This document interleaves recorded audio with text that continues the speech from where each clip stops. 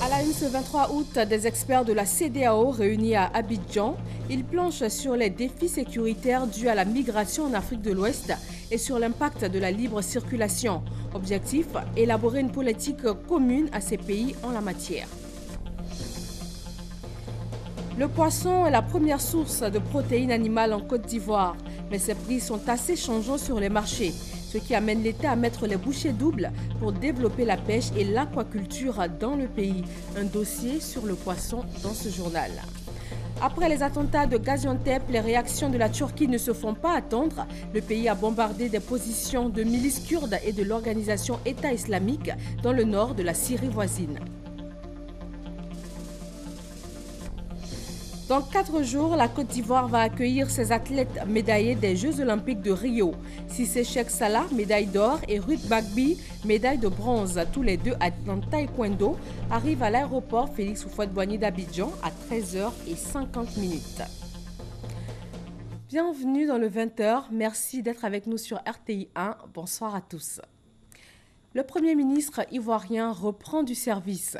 Daniel Kablan-Duncan a reçu aujourd'hui l'ancien Premier ministre suédois. Il est présent à Abidjan pour la rencontre de l'initiative pour la transparence des industries extractives ITIE. Elle regroupe 15 pays ici à Abidjan. L'ex-premier ministre suédois, par ailleurs PCA de l'ITIE, s'est dit satisfait de la participation de la Côte d'Ivoire à la rencontre. Il a félicité le gouvernement ivoirien, notamment pour les efforts réalisés en vue de moderniser le secteur des mines. Cette rencontre des pays francophones pour promouvoir un système de transparence dans les industries extractives est à son premier jour ce mardi. Elle va se poursuivre jusqu'au 26 août prochain. Juliette Ouéa pour le point de cette première journée. 14 pays francophones, membres de l'initiative pour la transparence des industries extractives, veulent promouvoir la bonne gouvernance dans la gestion de leurs ressources pétrolières, gazières et minières. Il s'agit surtout de s'assurer que toutes ces richesses bénéficient bien à tous les citoyens. Ces pays francophones sont donc réunis en atelier régional à Abidjan du 23 au 26 août prochain pour mettre en œuvre une réforme permanente. Puisqu'il s'agit de la transparence dans les industries extractives, nous voulons savoir effectivement quels sont les propriétaires, les actionnaires des sociétés minières et des sociétés pétrolières. Le but de la réforme, c'est de pouvoir évaluer effectivement s'il n'y a pas de, blanchiment d'argent. La Guinée a adhéré à l'ITIE depuis 2005. Donc, pendant ces premières années, la Guinée faisait partie des leaders mondiaux de l'ITIE. Et compte tenu du fait que nous sommes essentiellement un pays minier, et nous avons estimé qu'il fallait adhérer à l'ITIE et faire la transparence et un élément de la bonne gouvernance dans ce secteur. Et ce qui fait que l'ITIE fait partie aujourd'hui, occupe une place importante dans le code minier de la Guinée, ainsi que dans le code pétrolier de la Guinée. La mise en œuvre de l'initiative pour la transparence des industries extractives dans un pays permet d'améliorer, entre autres, le climat des investissements. En Côte d'Ivoire, le gouvernement s'est fixé pour objectif de porter la part du secteur minier dans le produit intérieur brut de 1% en 2014 à 5% en 2020. Les migrations en Afrique de l'Ouest, l'impact de la libre circulation, des questions qui réunissent en ce moment dans la capitale économique ivoirienne des experts de la CEDEAO. Les résultats de leurs réflexions vont permettre d'élaborer une politique interrégionale sur la libre circulation et aussi sur la migration. Herman Guivet. Les mouvements de personnes à travers la CEDEAO s'observent presque tous les jours, du nord au sud, d'est en ouest. Comment ces mouvements doivent-ils s'opérer tout en garantissant la sécurité des pays de la sous-région? Une question à laquelle experts de la CEDEAO, gouvernement suisse, organisations internationales et autres agences des Nations Unies tentent d'apporter réponse. La région de la CEDEAO est caractérisée par des niveaux élevés de mobilité humaine transfrontalière, une mobilité humaine transfrontalière causée par les changements climatiques, les attaques terroristes et la migration volontaire. Aujourd'hui, on sait que la migration pose d'énormes défis, dont des défis sécuritaires. Mais les défis sécuritaires ne doivent pas nous faire renoncer à un certain nombre de choses. Donc, il faut prendre des décisions de façon collégiale. C'est une réunion des experts qui va être suivie d'une réunion au niveau ministériel. Donc, les experts feront des comptes rendus aux différents ministres. Et ensuite, les ministres vont se rencontrer dans la journée de jeudi pour sortir des résolutions fortes sur les questions migratoires en Afrique de l'Ouest. Une migration forte des populations au sein de la CEDEAO qui, pour des raisons de pauvreté, vire à l'immigration clandestine. Nous avons un grand nombre de personnes donc de l'Afrique de l'Ouest qui essaient d'aller à l'aventure, de transiter à travers le désert donc, du nord de l'Afrique. Empêcher les gens d'aller à l'aventure, donc de devenir des migrants. Ce qu'on peut faire, c'est de voir comment au mieux gérer cette question. Ils avaient pour objectif de trouver le bonheur. Ils trouveront malheur en chemin. L'édition 2016 de la Réunion sur le dialogue sur les migrations en Afrique de l'Ouest, le MIDOA, vise l'élaboration d'une politique intra-régionale sur la libre circulation et la migration. Les agriculteurs ivoiriens veulent promouvoir davantage les produits finis made in Côte d'Ivoire. Ils viennent pour cela de se doter d'un espace pour la promotion et la distribution des produits agricoles transformés. C'est dans la commune de Yopougon. Herman Niamia nous y conduit. La boutique paysanne de Yopougon, cet espace est l'œuvre des agriculteurs exerçant dans de petites et moyennes industries et sociétés coopératives qui font la transformation des produits agricoles ivoiriens. À travers cet espace, ils veulent promouvoir davantage les produits agricoles transformés en Côte d'Ivoire. On y trouve un peu de tout. De la tchéké, des saucisses de soja, des chips de bananes plantain, de la semoule de mil appelée déguet et bien d'autres produits. Vous logez vos pas dans les pas de son Excellence Alassane Ouattara, qui veut que l'agriculture soit la locomotive de l'émergence à l'horizon 2020. À travers cette boutique, selon les promoteurs, les produits transformés du terroir seront connus des consommateurs. Ainsi, ils contribueront à l'amélioration des conditions de vie des fournisseurs tout en offrant de nombreux emplois aux jeunes. C'est pourquoi ils invitent la population à s'approprier ce nouvel espace afin de faire de lui le leader de la chaîne de distribution des produits transformés ivoiriens. À côté de l'agriculture, il y a la pêche. Le prix du poisson est moins élevé que celui de la viande, mais il connaît ces dernières années une fluctuation. Les importations couvrent aujourd'hui près de 80% de la consommation des ménages. Comme solution, le gouvernement intensifie le développement de la pêche et de l'aquaculture. Les acteurs du secteur, eux, s'organisent de mieux en mieux afin de relever les défis de leur filière. Mais ces efforts de part et d'autre sont-ils suffisants? Le chemin de l'autosuffisance en produits halieutiques semble encore bien long. Le poisson, la bataille du moins cher, un grand angle de Jean-Luc Mangbo.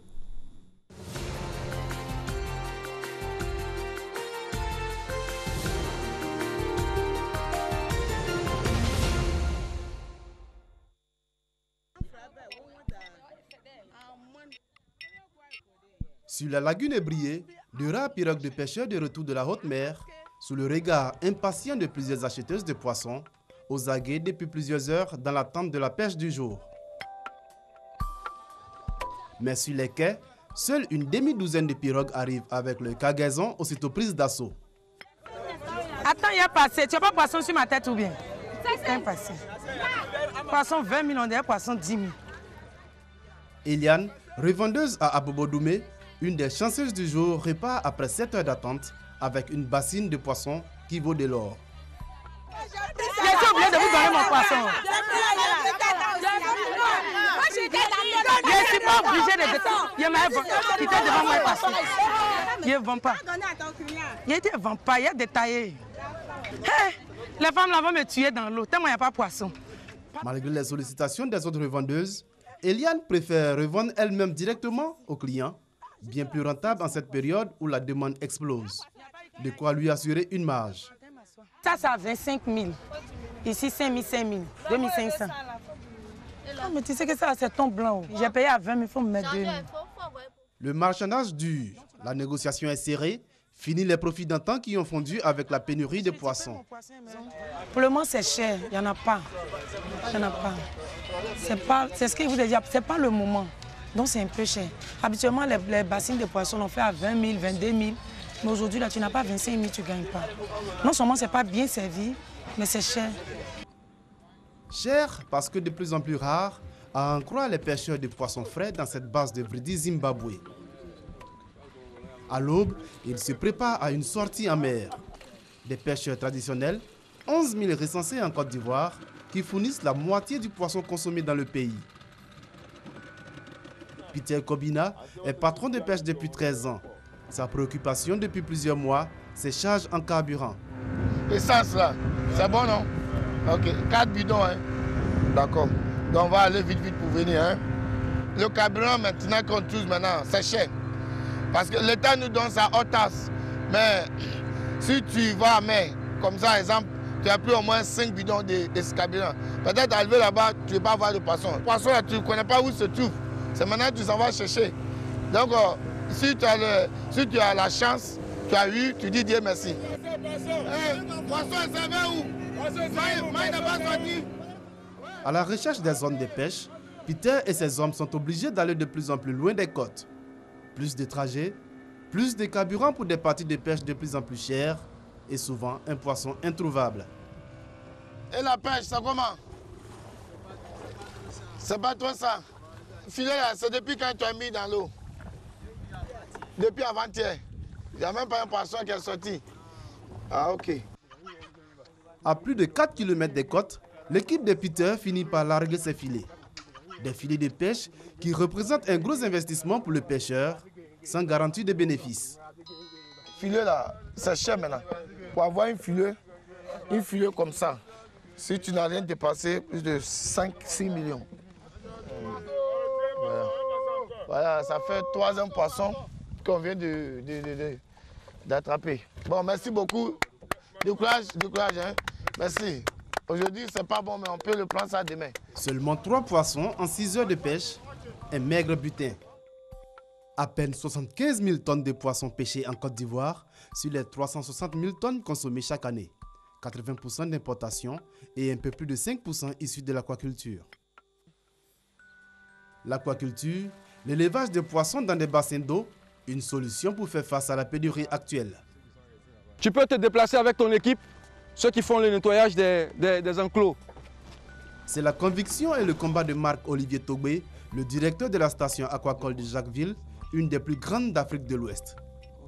Dans les étangs, des centaines de poissons géniteurs pour assurer une reproduction rapide de l'espèce. On va vérifier la présence effective de nos stocks. Ici, c'est les jeunes géniteurs qu'on avait collectés là.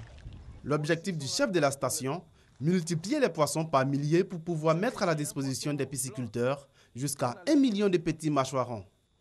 On a beaucoup pêché. Les stocks dans le milieu naturel sont en train de diminuer.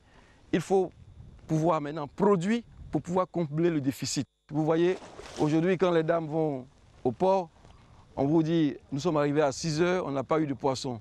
Mais là, quand vous élevez, c'est à tout moment disponible.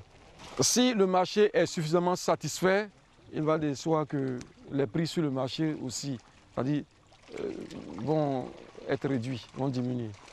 Des prix hauts qui s'expliquent au final autant par les coûts du carburant, c'est des coûts de production et notamment des filets de pêche, par la raréfaction des ressources halieutiques soumises aux aléas climatiques et maritimes.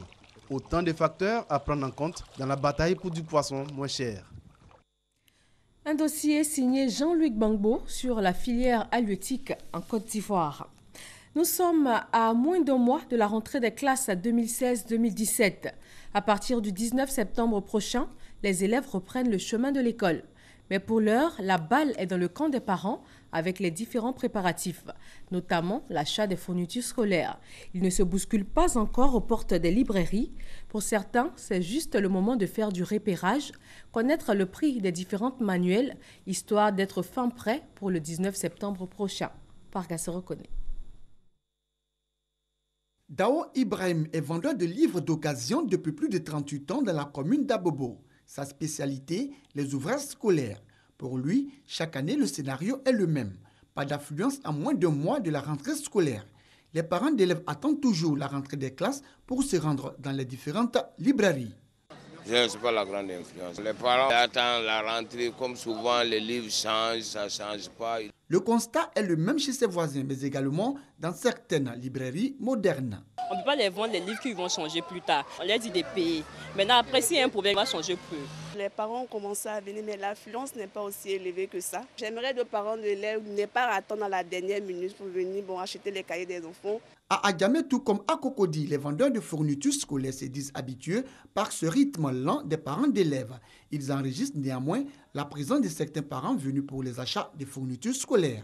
Il y a d'autres qui viennent acheter, il y a d'autres qui viennent se renseigner. Ils disent que la rentrée n'a pas encore bien commencé. Les parents ont commencé à fréquenter la librairie un peu. Plus la date de la rentrée sera proche, je pense que les parents viendront. Quelques élèves et parents d'élèves trouvés dans des librairies décident, eux, d'acheter tôt les manuels scolaires en attendant la liste des fournitures des écoles. Ils dénoncent cependant le changement répétitif des manuels scolaires. Quand on paye les livres d'avance, on arrive, les livres sont déjà changés. L'année passée, ça posait un problème. Par exemple, au niveau du CP1 et puis du CP2, en pleine rentrée scolaire, le livre de lecture a changé. La majorité des élèves qui avaient déjà pris ces livres-là, on était obligé de photocopier. Je pense que s'il y avait des livres à changer, le gouvernement aurait dû laisser l'information. Donc pour le moment, comme nous n'avons pas reçu l'information, nous sommes venus déjà prendre les livres. Je suis venu demander le prix des cahiers. Donc on m'a dit le 100 pages, c'est 1000 francs. Maintenant 200 pages, il a demandé, il a dit c'est 1500. Donc il a dit que s'il revient, il va diminuer pour moi. À la veille de cette rentrée scolaire prévue pour le mois de septembre, librairies à ciel ouvert et librairies modernes ne connaissent pas encore l'affluence des grands jours de la rentrée scolaire. La grande chancelière de l'Ordre national, Henriette Dagri-Diabaté, a reçu ce matin le commissaire du gouvernement. Une rencontre qui s'inscrit dans le cadre de ces échanges avec les corps constitués. Le procureur militaire Ange-Bernard Kessy a saisi l'aubaine pour rendre compte à la grande chancelière des différentes procédures judiciaires devant le tribunal militaire et aussi des actions menées pour lutter contre l'impunité au sein des forces armées de Côte d'Ivoire. La Fédération des organisations républicaines pour la cohésion et l'émergence Force 2015 est en tournée à Bouaké, dans le centre du pays. Il est question de sensibiliser les organisations de la société civile, de les mobiliser en vue du référendum constitutionnel à venir. Le mouvement Force 2015 a échangé sur le même sujet avec les responsables des communautés ethniques et religieuses de Bouaké. De Chris Larsen.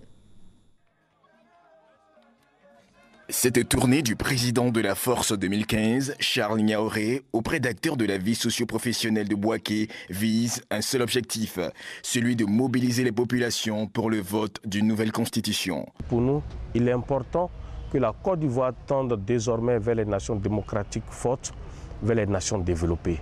Et cela passe par nous doter d'une loi fondamentale qui puisse créer l'union de tous les enfants de ce pays. Message bien perçu par les chefs de communauté résidant à Bouaké, sortis nombreux au domicile de leur président, le doyen Lama Bamba. À leur suite, ce sont des organisations de femmes et de jeunes réunis au quartier commerce de Bouaké autour du maire de la commune, Djibo Nicolas, qui ont partagé l'appel à la mobilisation de Charles Niaoré.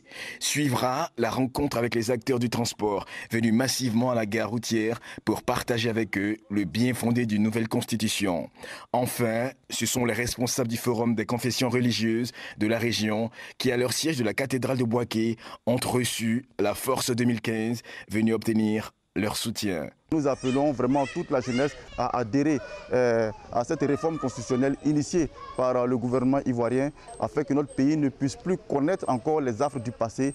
Le référendum qui va arriver va nous doter une nouvelle constitution qui se verra bon pour nos enfants de demain. Des engagements et une détermination à la mobilisation soutenue par la Force 2015 et son président Charles, qui ont fait des dons de matériel et financiers à toutes les organisations et structures visitées pour les aider dans leur fonctionnement et dans la mobilisation autour du référendum constitutionnel prochain. L'Organisation des journalistes professionnels de Côte d'Ivoire, OJPCI, a renouvelé ses instances dirigeantes.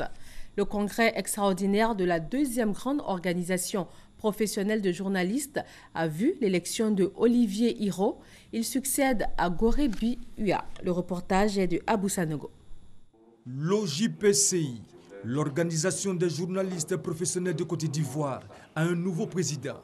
Il s'agit de Olivier Hiro. élu à l'issue d'un congrès extraordinaire tenu à la Maison de la Presse au Plateau. 3 candidats étaient en lice, Francis Lebry-Léon, Ali Yoda et Olivier Hiro. Le dernier cité pour avoir obtenu 33 voix sur les 55 participants à ce congrès a été déclaré vainqueur de l'élection. Il promet une OJPCI plus entreprenante et organisée. L'OJPCI se pose comme une fêtière qui est incubateur de projets. Projet pour les amis de la presse, pour la famille de la presse, mais aussi qui pourra aider à tout point de vue nos autorités, notamment le ministère de la Communication, pour lequel nous avons des propositions, des idées novatrices afin de l'épauler dans sa tâche. Nous appelons à la maison tous les aînés qui nous ont dévancés, disons, dans le métier, pour leur dire que l'OJPCI a besoin d'eux. L'OJPCI a besoin qu'ils ouvrent leur cœur parce que nous continuerons d'étendre notre main.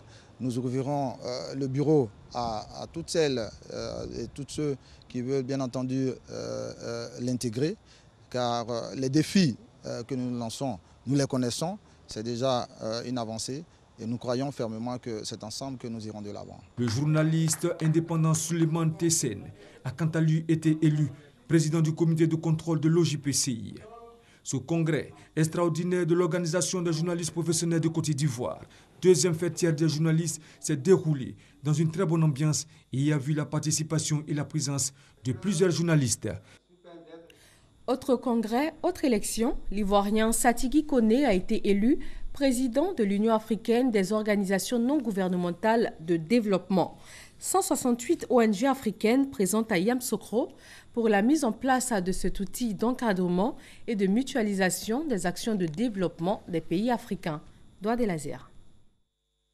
Souvent confrontées à des difficultés dans leur fonctionnement, les organisations non gouvernementales africaines n'ont presque pas de recours pour le financement et le montage des projets de développement communautaires. Pour trouver une solution à ce problème, une fêtière africaine des organisations de développement est mise sur pied. Elle est dénommée Union africaine des ONG de développement, UAOD. 168 organisations de la société civile d'Afrique et de la diaspora ont tenu le premier congrès de cette fêtière les 18 et 19 août dernier à Yamoussoukro. L'Ivoirien Satigui Koné a été élu président pour un mandat de 5 ans. Après une intervention d'un partenaire économique qui nous a dit « Vous en Afrique, vous avez un problème.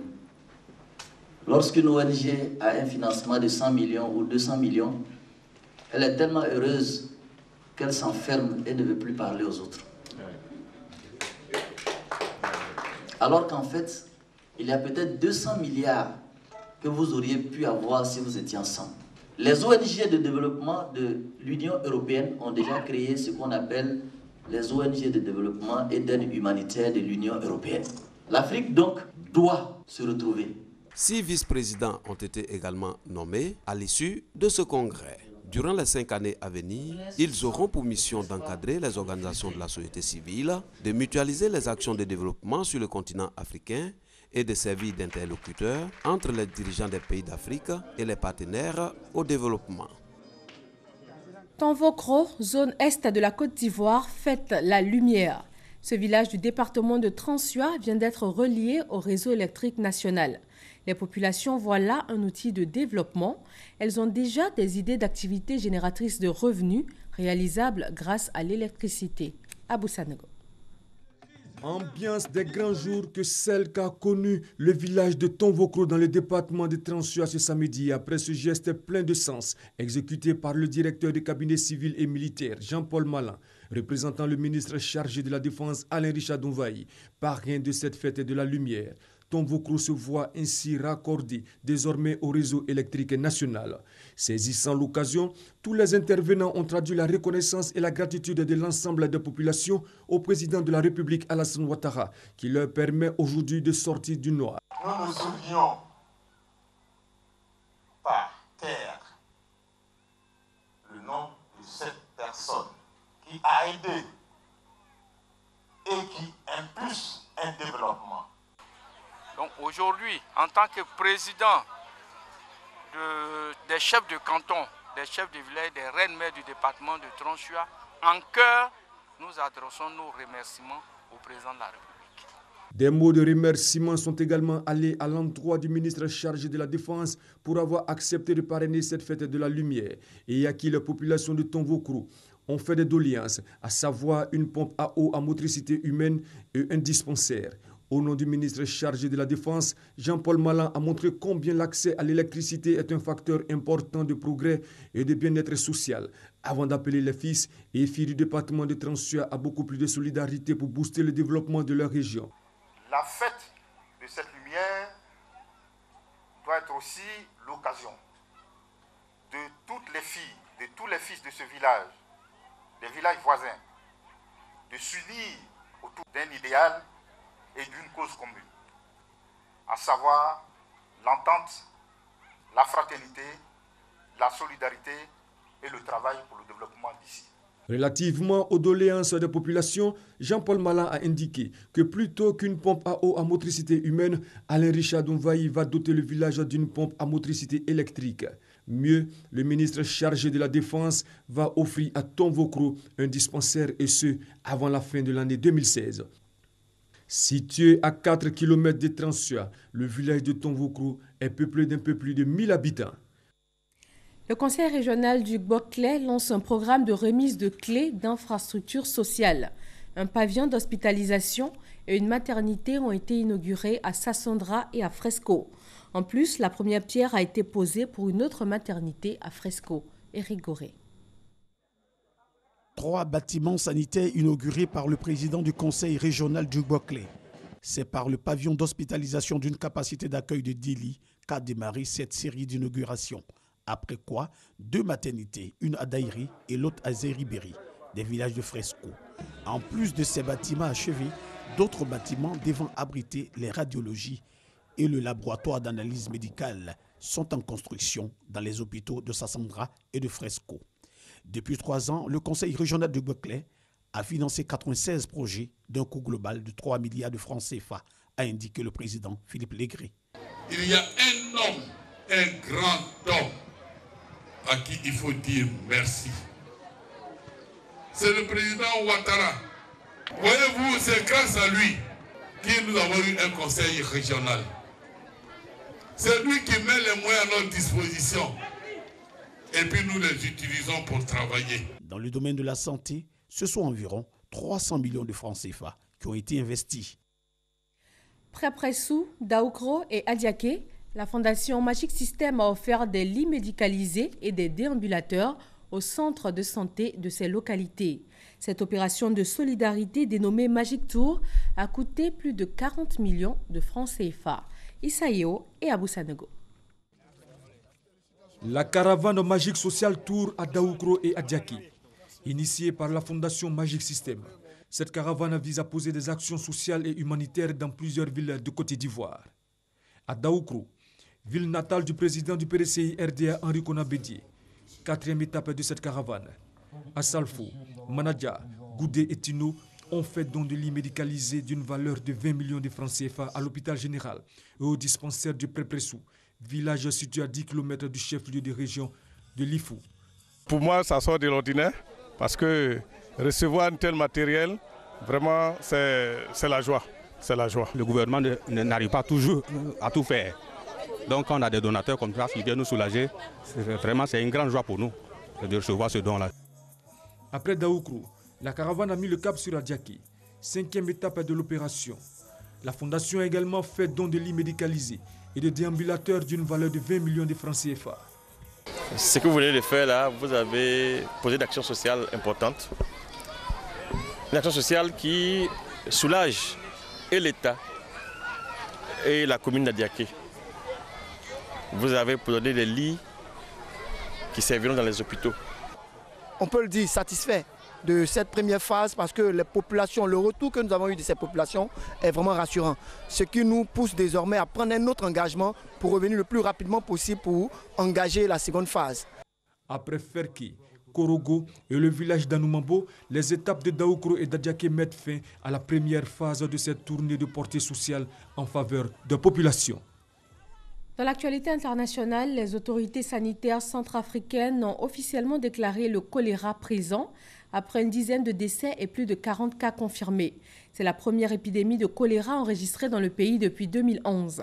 Selon un membre de l'UNICEF, la saison des pluies n'est pas faite pour arranger la situation avec des eaux stagnantes et insalubres, et ce, en dépit de travaux d'assainissement ou de voirie lancés par les autorités dans les quartiers de Bangui depuis le début des années 2000. Après les attentats de Gaziantep, la Turquie bombarde des positions de milices kurdes et de l'organisation État islamique dans le nord de la Syrie voisine. Ce pilonnage est intervenu après que le Premier ministre turc a jugé absolument inacceptable la création d'une entité kurde dans le nord de la Syrie, où de leur côté les forces kurdes gagnent du terrain dans leur offensive contre les djihadistes du groupe État islamique. Ce samedi 27 août, la Côte d'Ivoire va accueillir ses athlètes médaillés des Jeux olympiques de Rio. Cissé Cheikh Salah, médaille d'or, et Gbagbi Ruth, médaille de bronze, tous les deux en taekwondo, vont être accueillis à l'aéroport Félix Houphouët-Boigny d'Abidjan à 13h50. La Fédération ivoirienne de taekwondo appelle à la mobilisation pour un accueil triomphal. Sébastien Ouyen.